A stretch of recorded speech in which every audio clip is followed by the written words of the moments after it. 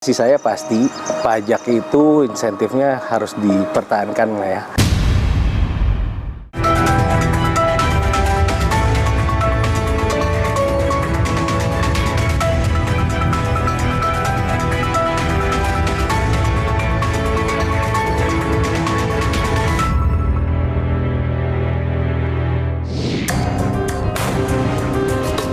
Di tengah klaim Amerika Serikat memperpanjang gencatan senjata, Iran justru menolak melanjutkan negosiasi. Ketegangan ini kembali menekan pasar energi global dan berdampak ke dalam negeri. Pemerintah memberi sinyal penyesuaian harga BBM non-subsidi mengikuti minyak dunia. Ketegangan di Selat Hormuz dan serangan di Lebanon Selatan membayangi penerbangan haji. Kondisi ini berdampak pada pengaturan rute dan perjalanan jemaah Indonesia. Pemerintah memastikan keamanan dan keselamatan jemaah tetap terjaga. Di tengah meningkatnya penjualan kendaraan listrik, Permendagri nomor 11 tahun 2026 tentang pajak kendaraan listrik memicu kekhawatiran masyarakat dan pelaku industri. Selamat datang di 60 Menit Special Report, membuka mata, mengungkap fenomena. Saya Ihsan Sitorus, kita simak sorotan pertama saudara. Di tengah klaim Amerika Serikat memperpanjang gencatan senjata, Iran justru menolak untuk bernegosiasi. Ketegangan ini pun menekan pasar energi global dunia dan berdampak pada Indonesia. Pemerintah pun memberi sinyal penyesuaian harga BBM non-subsidi mengikuti harga minyak dunia.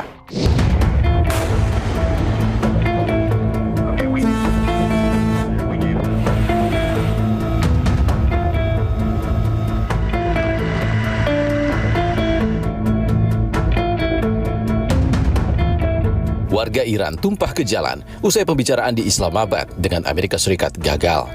Rekaman televisi pemerintah Iran menunjukkan pria bersenjata laras panjang menaiki rudal yang diduga tipe Qader dengan peluncur seluler di Teheran. Warga meneriakkan yel-yel anti-Amerika Serikat dan anti-Israel. Sementara Komando Pusat Amerika Serikat atau CENTCOM, usai Iran menolak hadir dalam perundingan di Islamabad, Presiden Donald Trump memperpanjang gencatan senjata atas permintaan Pakistan yang sebelumnya menjadi mediator. Melalui akun Truth Social, Trump menuliskan, berdasarkan fakta bahwa pemerintah Iran sangat terpecah belah yang tidak mengejutkan, dan atas permintaan Marskal Lapangan Asim Munir dan Perdana Menteri Shehbaz Sharif dari Pakistan, kami telah diminta untuk menunda serangan kami terhadap Iran sampai para pemimpin dan perwakilan mereka dapat mengajukan proposal yang terpadu. Juru bicara Kementerian Luar Negeri Iran, Esmail Baghei, menegaskan Teheran belum berencana ikut pembicaraan dengan Amerika Serikat. Iran juga belum menyepakati perundingan putaran kedua di akhir masa gencatan senjata. اولا تا الان که من خدمتتون هستم در مورد دور بعدی برای مذاکرات ما برنامه‌ای نداریم. تصمیمی در این خصوص اتخاذ نشد. بعد از اون که به هر ترتیبی بود در این خصوص تفاهمی حاصل شد، ما مواجه شدیم با اقداماتشون در تنگه هرمز، اون چیزی که تحت عنوان محاصره دریایی اسم گذاشتند. همین ساعات اخیر شاهد بودید حمله به یک کشتی تجاری ایران صورت گرفت. اینها همش نقض صریح آتش بس تلقی میشه. Guru Besar Geopolitik Timur Tengah Universitas Gadjah Mada, Siti Mu'tiah Setiawati menilai perundingan terhambat karena tuntutan kedua pihak sulit dipenuhi. Termasuk permintaan Amerika Serikat soal Selat Hormuz dan tuntutan Iran atas ganti rugi perang. Nah, yang diajukan oleh Amerika Serikat 15 poin itu memang tidak bisa dilaksanakan ya, karena tuntutan bahwa Selat Hormuz harus dibuka misalnya, kemudian Iran harus melepas bantuannya untuk Houthi, untuk Hizbullah, untuk Hamas, untuk komunitas Syiah di Suriah dan Irak, itu suatu hal yang tidak bisa dilakukan oleh Iran. Tapi demikian juga dengan Iran, bahwa Iran mengajukan tuntutan untuk supaya Amerika Serikat membayar semua kerugian perang, itu juga tidak masuk akal, sehingga itu memang tidak dicapai kesepakatan. Selama masa gencatan senjata, gesekan kekuatan Amerika Serikat dan Iran di Selat Hormuz tetap memanas. Amerika menyerang dan menyita kapal kargo berbendera Iran yang mencoba menembus blokade. militer Amerika Serikat menahan kapal tanker MT Tiffany di perairan Samudra Hindia. Rekaman menunjukkan pasukan AS turun dari helikopter menggunakan tali untuk pemeriksaan kapal tanpa insiden. Operasi ini bagian dari penegakan sanksi maritim terhadap jaringan yang diduga terkait Iran dengan kapal diklaim tanpa kewarganegaraan. Sementara itu, terkait 2 kapal tanker Indonesia yang masih tertahan di Selat Hormuz, Menlu Sugiono menyebut negosiasi masih berlangsung intensif lewat KBRI Teheran dan Pertamina. Ada sinyal positif dari Iran, namun proses tetap alot akibat kendala internal. Permasalahannya menjadi semakin kompleks dengan situasi internal yang terjadi di Iran sendiri. Karena kadang-kadang apa yang menjadi policy dari atas itu tidak serta-merta bisa diimplementasikan di lapangannya.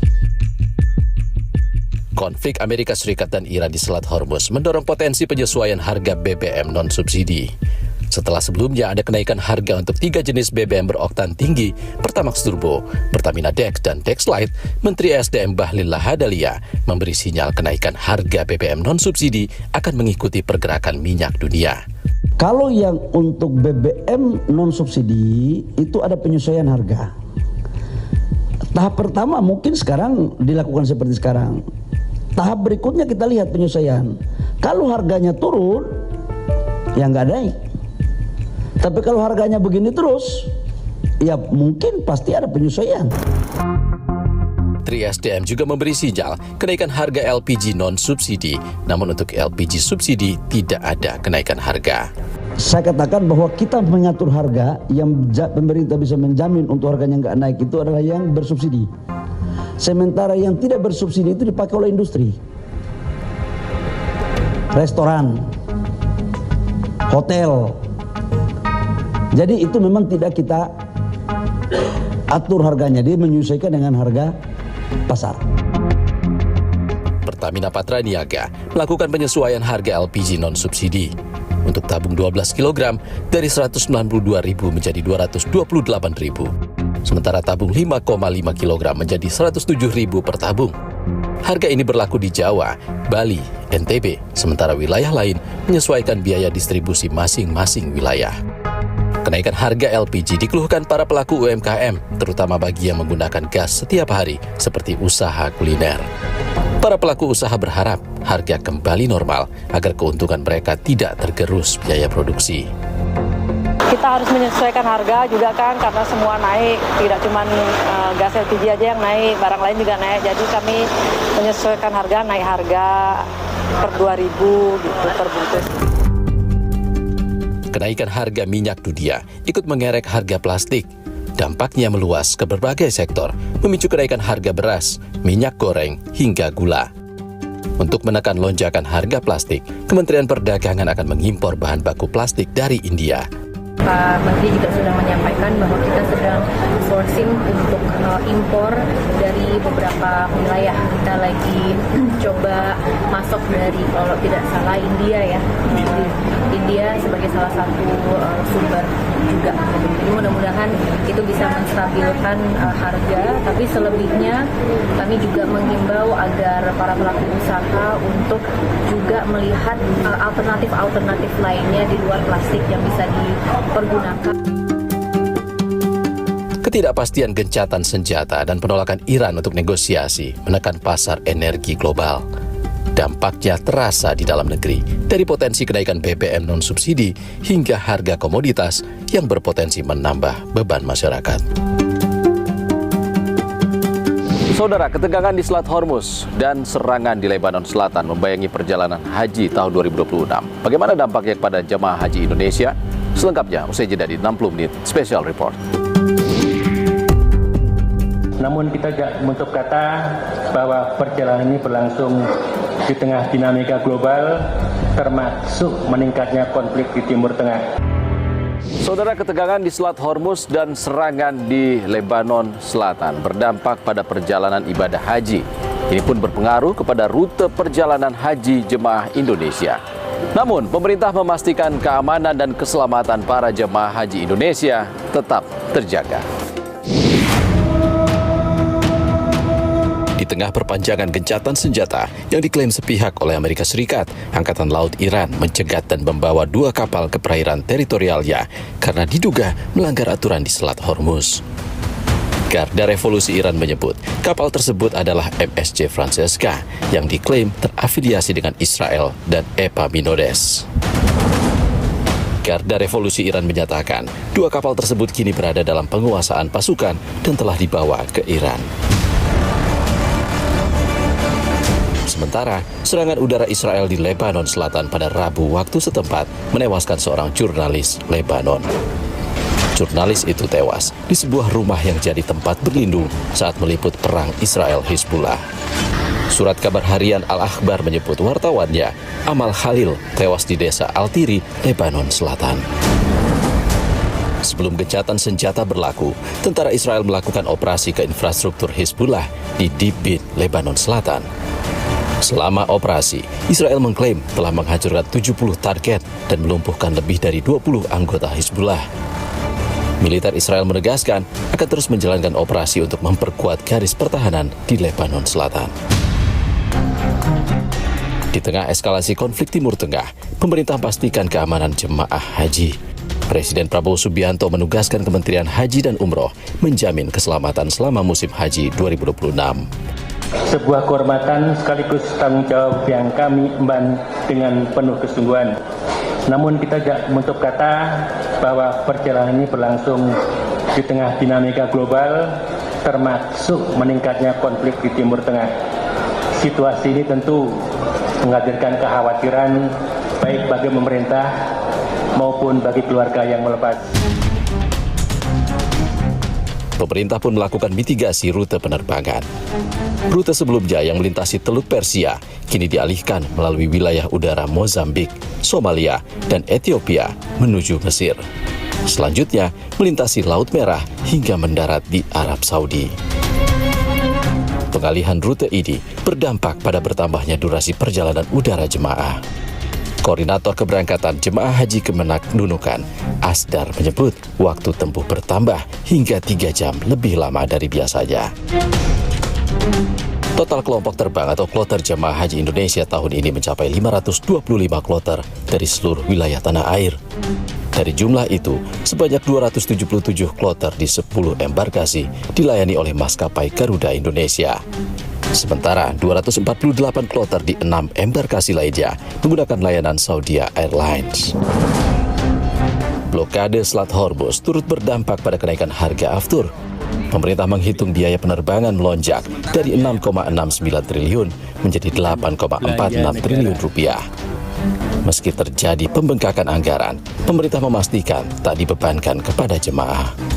Tambahan biaya yang diperlukan untuk kedua penerbangan ini hampir sekitar 1,77 triliun.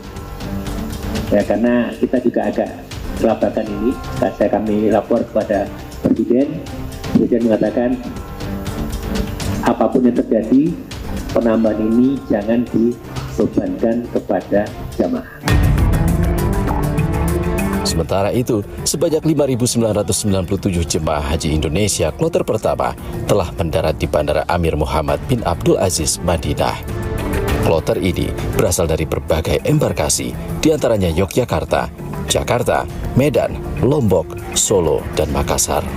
Kepala PPI Hadakar Bandara, Abdul Basir, menyebut 3 kloter pertama telah tiba dengan selamat. Berdasarkan data Kementerian Haji dan Umroh, keberangkatan jemaah haji Indonesia terbagi dalam 2 gelombang. Gelombang pertama diberangkatkan pada 22 April hingga 6 Mei menuju Bandara Madinah dan dijadwalkan tiba kembali di tanah air pada 1 Juni 2026. Sementara gelombang kedua dimulai pada 7 Mei hingga 21 Mei menuju Bandara Jeddah dan dijadwalkan kembali ke tanah air pada 1 Juli mendatang. Sebanyak 118 hotel telah disiapkan menampung jemaah haji Indonesia gelombang pertama di Madinah. Setiap kamar akan diisi 3 hingga 5 jemaah. Namun, kapasitas hotel yang terbatas membuat pemerintah menerapkan skema pecah hotel. Kasih akomodasi Dakar Madinah, Zainal Mutakin menyebut langkah ini untuk optimalkan kapasitas dan menjaga efisiensi. Maka tidak mungkin yang 200 itu kita pindahkan agar kemudian ini hanya diisi oleh 800, jadi 200-nya kita kosongkan, nah ini malah jadi temuan. Sehingga oleh karena itu tetap saja 200-nya kita isi dan 200-nya kita pindahkan ke hotel yang lainnya, sehingga yang 1000 ini tetap terisi penuh dan 200-nya kita pindahkan ke hotel yang lainnya. Sebanyak 23 dapur catering di Madinah siap menyajikan menu khas Nusantara bagi jemaah haji Indonesia. Selama di Madinah, jemaah akan mendapatkan 27 kali makan. Kasih Konsumsi Dakar Madinah, Penny Darmawan menyebut, jemaah lansia dapat mengajukan permintaan khusus terkait tekstur makanan. Untuk lansia, memang kita sesuai kontrak yang telah dibuat. Juga jemaah nanti bisa request menu khusus untuk lansia. Nanti untuk lansia ini menu sebenarnya sama, tapi misalkan nasinya dibuat bubur. Klinik Kesehatan Haji Indonesia atau KKHI di Madinah siaga melayani jemaah haji. Sebanyak 9 dokter spesialis dan puluhan tenaga medis disiagakan, lengkap dengan fasilitas penunjang seperti laboratorium, USG, EKG, hingga 10 unit ambulans. Nantinya, KKHI menjadi pusat rujukan bagi jemaah yang membutuhkan penanganan medis lanjutan. Kesehatan kita itu ada di kloter, ada di sektor, ada di KKHI. Untuk kloter ini kan melekat di jamaah. Jadi apabila jamaah ada gangguan kesehatan dan memerlukan rujukan, maka dokter kloter ini akan konsul ke sektor atau ke KKHI sesuai kondisinya. Apakah ini dirujuk ke sektor, apakah ini dirujuk ke KKHI, atau bisa langsung ke Rumah Sakit Arab Saudi, tergantung triasenya. Berdasarkan data Kementerian Haji dan Umroh, kuota haji Indonesia tahun 2026 sebanyak 221.000 jemaah.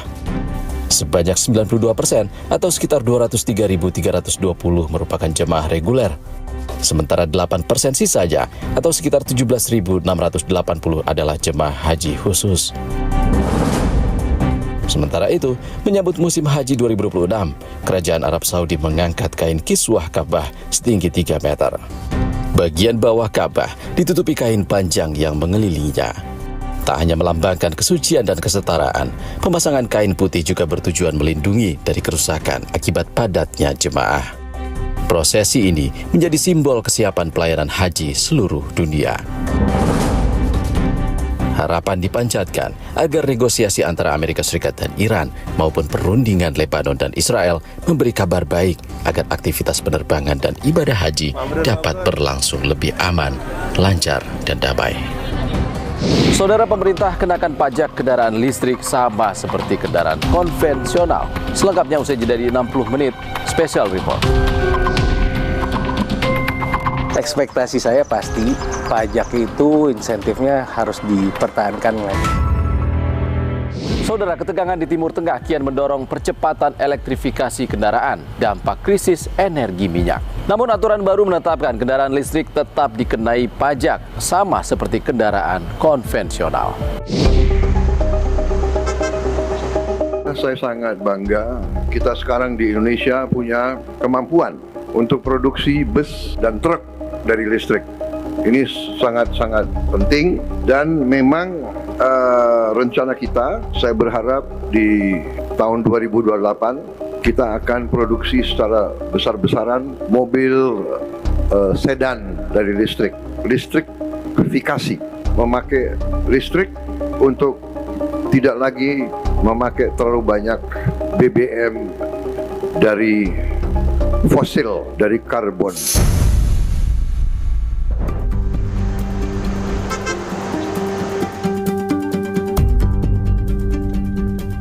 Di tengah konflik geopolitik di Timur Tengah yang berpotensi memicu krisis energi global, langkah pemerintah menggenjot elektrifikasi atau beralih dari energi berbasis fosil ke sumber energi listrik jadi satu solusi mengurangi ketergantungan terhadap minyak bumi sekaligus menekan emisi karbon.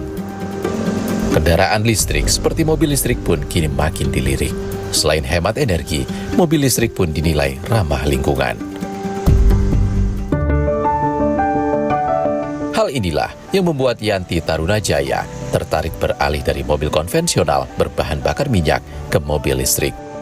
Setiap hari, warga Sunter, Jakarta Utara ini memacu kendaraan menuju kantornya di wilayah Kembangan, Jakarta Barat. Bising jalan raya bercampur polusi jadi makanan sehari-hari. Setiap bulan, Yanti rata-rata menghabiskan 1 hingga 2 juta rupiah untuk keperluan mengisi bahan bakar jenis Pertamax. Yanti khawatir pengeluarannya semakin membengkak jika sewaktu-waktu harga BBM non-subsidi naik. Kalau dengan bensin kita sampai 1,5-2 juta, ini hanya 300.000. Ya pengaruh juga dari udara, polusi. Kedua ya teman-teman saya juga semua mau pulang jam 4, jam 5, nggak mikir ganjil genap dan semua udah pakai mobil listrik ya. Biaya perawatan mobil listrik yang dinilai Yanti lebih murah dibanding mobil konvensional juga jadi faktor pertimbangannya untuk beralih ke kendaraan listrik. Ya untuk biaya spare part, servis gitu ya jauh lebih murah dibandingin mobil bensin gitu ya. Saya sendiri yang saya pakai. Saya bisa 3-5 juta, sedangkan mereka hanya paling mahal sekali itu paling mahal ya itu 2 juta dalam setahun. Sedangkan saya setahun bisa menghabiskan lebih dari itu, bisa 3 kali lipatnya. Hemat pengeluaran bahan bakar dan perawatan diamini Fadli Razif. Warga Ciputat, Tangerang Selatan ini sudah 1 bulan lebih menggunakan mobil listrik. Pengisian daya mobil listrik miliknya pun tak memakan waktu serta lebih ramah lingkungan. Untuk pemakaian mobil listrik ini, untuk pengisian dari 20%, karena kan 20-80 itu maksimum sekitar 28 atau 30 menit lah. 30 menit lah maksimum. Bahan bakar itu kalau dari AIS, saya bicara sebulan ya. Sebulan itu saya pengeluaran sekitar 2 jutaan untuk bensin. Kalau sepanjang saya pakai mobil ini, saya pengeluaran cuma 600 sampai 700 ribu untuk listrik.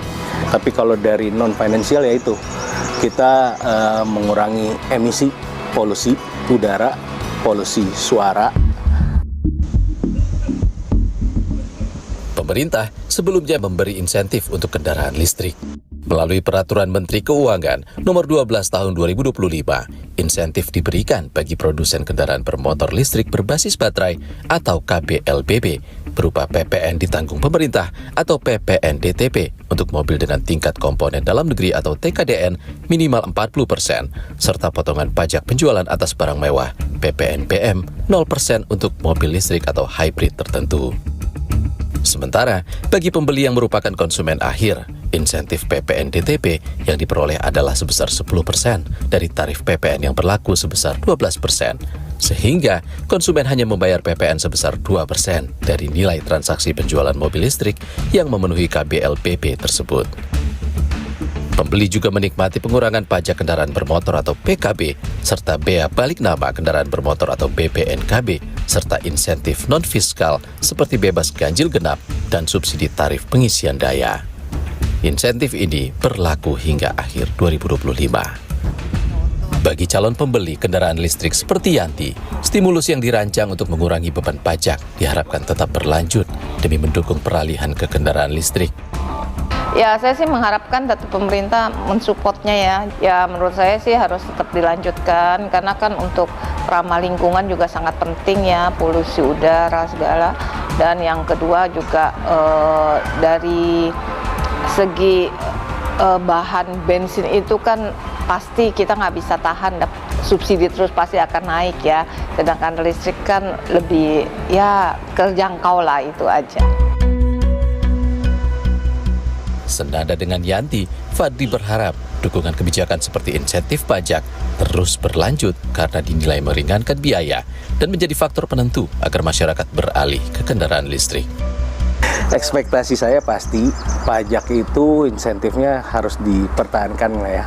So far itu membantu banget untuk ya kita transisi lah dari penggunaan mobil konvensional ke mobil listrik, karena dengan insentif pajak itu ya untuk orang-orang yang sebetulnya seperti saya lah yang ingin mencoba pindah, pasti kan itu menjadi salah satu alasannya dan prioritas ya. Jadi harapan saya sih pajak insentif itu diberikan terhadap masyarakat berlanjut lah. Namun 1 April lalu, Menteri Dalam Negeri Tito Karnavian telah menandatangani Permendagri nomor 11 tahun 2026 tentang aturan pajak mobil listrik. Dalam aturan baru, secara prinsip hukum pajak daerah, kendaraan listrik ini masuk dalam kategori kendaraan yang dapat dikenai pajak seperti kendaraan konvensional, baik saat kepemilikan maupun perpindahan kepemilikan. Ini artinya, kendaraan listrik tak sepenuhnya bebas PKB dan BPNKB. Permendagri tersebut memberikan fleksibilitas kepada pemerintah daerah untuk menentukan kebijakan sesuai kondisi masing-masing. Sementara, Menteri Dalam Negeri Tito Karnavian menginstruksikan semua gubernur membebaskan pajak kendaraan listrik untuk mempercepat transisi energi melalui surat edaran yang dirilis pada Kamis 23 April.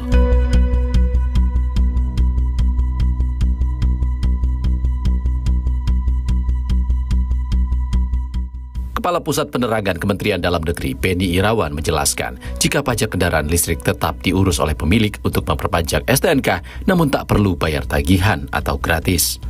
Pembebasan pajak kendaraan listrik merupakan insentif yang diberikan pemerintah untuk mempercepat konversi motor berbahan bakar fosil ke kendaraan listrik.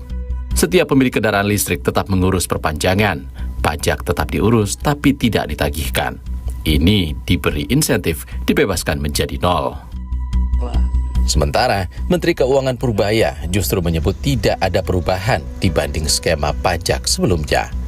Kendaraan listrik sebetulnya totalnya sama, nggak ada berubah, cuman bergeser aja dari satu tempat ke tempat lain. Tadinya kalau nggak salah subsidi impor apa subsidi apa, tapi net pajaknya nggak ada perubahan dibanding ini yang sebelumnya skema yang sebelumnya. Pemerintah Provinsi Jakarta merespons terbitnya Permendagri nomor 11 tahun 2026 yang mengatur pajak kendaraan listrik.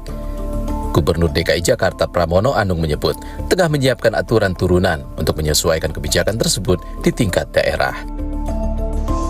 Staf khusus Gubernur DKI Ciko Hakim menyebut aturan ini membuka peluang adanya penyesuaian kebijakan pajak seiring meningkatnya penggunaan kendaraan listrik di ibu kota. Akan kita lakukan harus betul-betul memikirkan bagaimana caranya untuk tidak memberatkan, tapi justru untuk bagaimana mempermudah, tapi sambil juga untuk mendapatkan pemasukan untuk DKI Jakarta yang tentunya akan dikembalikan lagi untuk pembangunan jalan dan hal-hal yang terkait dengan infrastruktur dan transportasi umum yang sekarang juga sudah digiatkan oleh Pemprov. Institute for Essential Services Reform atau IESR mendesak Kementerian Dalam Negeri meninjau ulang Permendagri nomor 11 tahun 2026. Ahli transisi energi dan Direktur Eksekutif IESR Fabi Tumiwa menilai pemerintah terlalu prematur mencabut mandat pajak 0% bagi kendaraan listrik yang bertentangan dengan peraturan undang-undang lebih tinggi. Yang pertama itu adalah PKB dan BBNKB ya. Di Permendagri nomor 6 itu secara tegas disampaikan 0% untuk battery electric vehicles. Kita bicara battery electric vehicle ya, bukan hybrid atau plug-in hybrid. Ya, oleh karena itu menurut saya terlalu prematur kiranya pemerintah mencabut insentif tadi. Karena justru pada saat ini dengan sekarang kan tidak ada lagi yang penurunan PPN dari 11% ke 1%. Nah ini yang insentif untuk pajak kendaraan bermotor juga dicabut gitu loh. Walaupun ya diserahkan ke pemerintah daerah.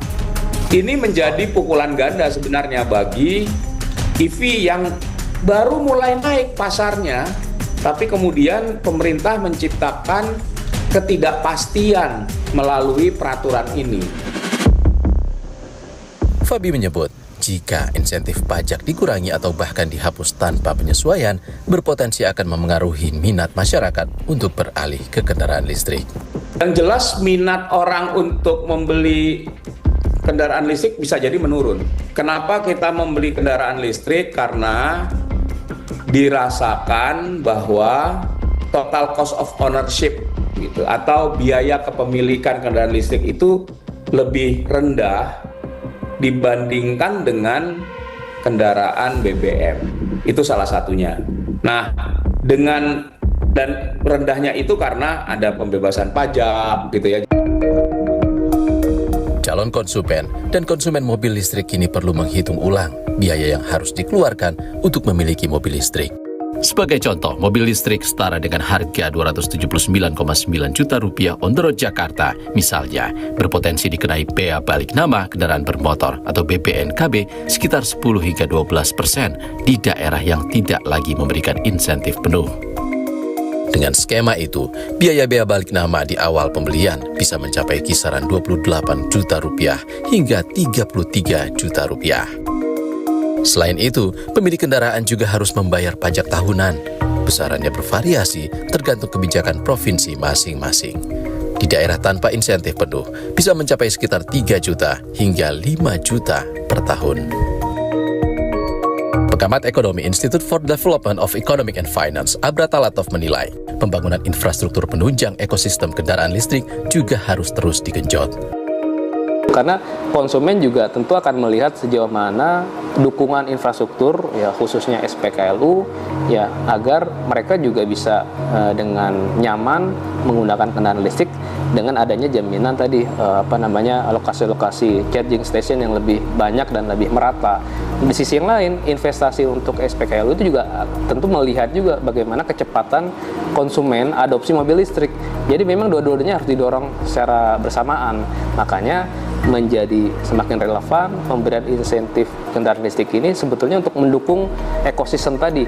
Demand-nya didorong, kemudian SPKLU atau infrastrukturnya juga akan meningkat seiring dengan adanya ekspektasi yang besar terhadap adopsi kendaraan listrik.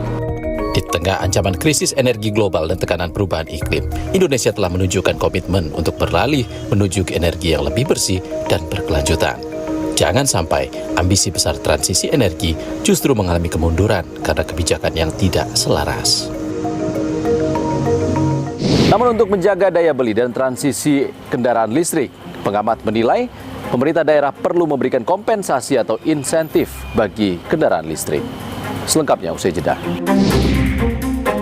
Pemerintah daerah pun tetap bisa memberikan istilahnya insentif.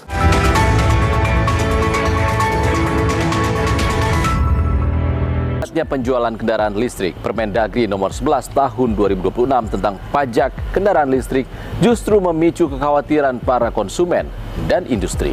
Pengamat menilai pemerintah daerah harus memberikan kompensasi atau insentif pajak demi menjaga transisi kendaraan listrik tetap terjaga.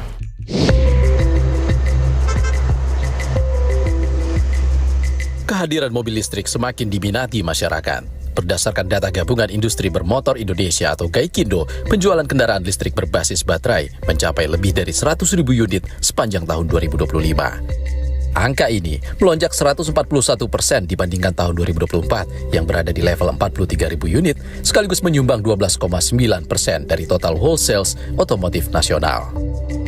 Namun di tengah menggeliatnya penjualan mobil listrik, pemerintah mengeluarkan Permendagri nomor 11 tahun 2026 yang membuat para pelaku industri mobil listrik cukup was-was.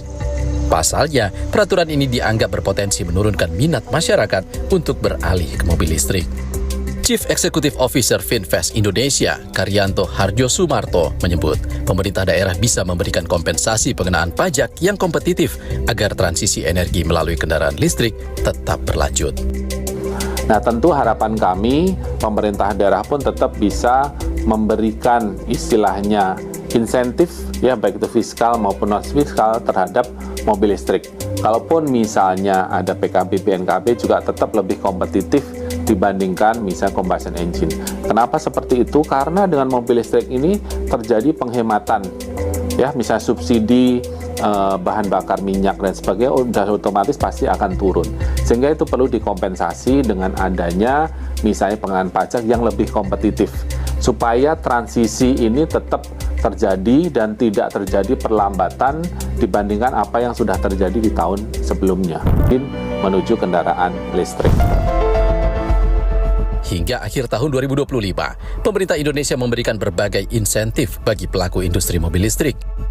Meliputi pembebasan bea masuk impor completely built up atau CBU, PPN BM 0% dan PPN ditanggung pemerintah 10% untuk unit completely knockdown atau CKD dengan TKDN minimal 40%. Pemerintah menilai insentif dibutuhkan pada tahap awal untuk membangun pasar, namun secara bertahap diharapkan industri sudah cukup kuat dan mandiri tanpa dukungan fiskal besar. Pengamat ekonomi Institute for Development of Economic and Finance, Abra Talatov menilai insentif kendaraan listrik masih dibutuhkan. Selain akan berdampak pada cadangan devisa, insentif juga salah satu cara untuk mendorong geliat industri kendaraan bermotor listrik dalam negeri.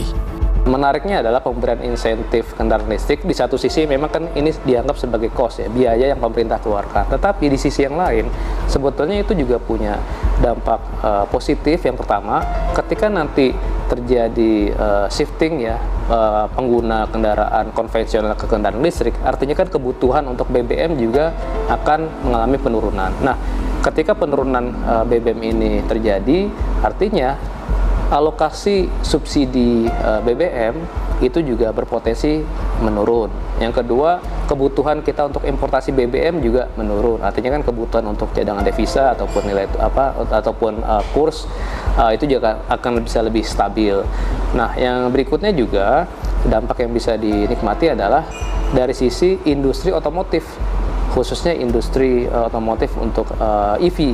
Nah, ini juga akan menstimulus mereka ya untuk bisa terus meningkatkan produksi di dalam negeri, sehingga yang pertama bisa menyerap lapangan kerja, yang kedua juga pada akhirnya ketika penjualan mobil listrik ini meningkat, nanti dampaknya terhadap penerimaan perpajakan maupun penerimaan negara. Bukan bocor dong servis yang lainnya. Berdasar pengalaman pengemudi ojek online yang telah menggunakan motor listrik, biaya operasional dan perawatan motor listrik memang jauh lebih ekonomis. Mas Rehan, ya. Ini jadi Mas Agung ini kan pengendara motor konvensional ya Mas Agung ya. Mas Rehan, sementara Mas Rehan menggunakan motor listrik. Motor listrik. Oke. Mas Agung ini sebenarnya pengen beli motor listrik. Ya. Nah, sebenarnya apa sih perbedaannya Mas yang Mas Rehan rasain selama menggunakan motor listrik nih? Selama saya menggunakan motor listrik ya, perbedaannya sih jauh sih Pak. Apa? Ya, yang paling utama itu lebih hemat. BBM berarti? BBM-nya lebih hemat. Sama lebih irit. Irit aja sih. Biasanya emang kalau beli bensin itu Mas Rehan ngeluarin uang berapa? Dalam di atas 50 sih Kak. Oh 50? Di atas 50. Oh, kalau seharian. Oke. Kalau motor listrik? Kalau motor listrik itu kita seharian aja cukup 25.000 keluarin duit. Oh ya? 25.000 aja. Itu biasanya? 50% ya? 50% betul. Lebih murah. Sayang, keinginan Agung beralih ke motor listrik kini harus tertunda. Pasalnya, subsidi sebesar 7 juta rupiah dari pemerintah telah dihentikan. Padahal Agung berharap bisa menghemat pengeluaran dengan menggunakan motor listrik. Insentif ini harus segera diadakan karena sangat membantu saya dan teman-teman saya nanti ke depan yang mau beralih ke motor listrik. Berdasarkan survei Institute for Transportation and Development Policy atau ITDP, transisi dari sepeda motor konvensional ke sepeda motor listrik menawarkan penghematan biaya operasional yang signifikan. Bagi pengguna harian, jarak tempuh 30 km bisa menghemat biaya operasional hingga 49%. Sementara, jarak tempuh 100 km bisa menghemat biaya operasional kendaraan hingga 52%. Badan Pusat Statistik mencatat, pada 23 Februari 2026, jumlah kendaraan sepeda motor konvensional di Indonesia lebih dari 145 juta unit. Sementara, data Kementerian Perhubungan mencatat jumlah sepeda motor listrik hanya sekitar 220.000 unit. Pemerintah sendiri punya target besar untuk mengonversi motor konvensional ke motor listrik. Menteri SDM Bahlil Lahadalia menyebut tak kurang dari 120 juta motor berbahan bakar minyak akan dikonversi ke listrik dalam kurun waktu 3 hingga 4 tahun ke depan. Bahlil juga menyebut tengah menyiapkan skema insentif yang dibutuhkan masyarakat. Di tengah target ambisi konversi sepeda motor listrik, pengamat ekonomi menilai insentif masih menjadi kunci utama untuk menarik minat masyarakat, khususnya pengemudi ojek online. Makanya salah satu jangka pendek yang bisa diintervensi oleh pemerintah adalah dengan memberikan subsidi untuk konversi motor listrik bagi pengendara ojek online. Misalnya kita asumsikan saja secara moderat 20-30% saja pengemudi ojek online ini mereka secara sukarela ya ingin mengalihkan motornya ke motor listrik, itu juga pasti Pertama akan mengurangi penjualan BBM subsidi karena motor ojek online kan notabene mayoritas adalah pengguna BBM subsidi. Subsidi atau insentif dari pemerintah yang diberikan pada tahun 2024 lalu dinilai dapat mendongkrak penjualan sepeda motor listrik. Mengutip data dari Asosiasi Industri Sepeda Motor Indonesia, pada tahun 2022, saat belum ada insentif dari pemerintah, penjualan hanya sekitar 17.000 unit. Sementara di tahun 2024, pemerintah memberikan stimulus bagi pembelian sepeda motor listrik, penjualan tembus 77.000 unit. Lalu di akhir tahun 2025, subsidi kembali di stop dan hasil penjualan menurun menjadi 61.000 unit. Transisi menuju kendaraan listrik menjadi langkah strategis dalam mengurangi ketergantungan bahan bakar fosil. Peralihan ke kendaraan listrik diharapkan tak hanya mendorong efisiensi energi, tapi juga turut meningkatkan kesejahteraan masyarakat. Saudara, kami tutup 60 menit special report edisi kali ini. Saya Ihsan Sitorus pamit, sehat selalu, sampai jumpa.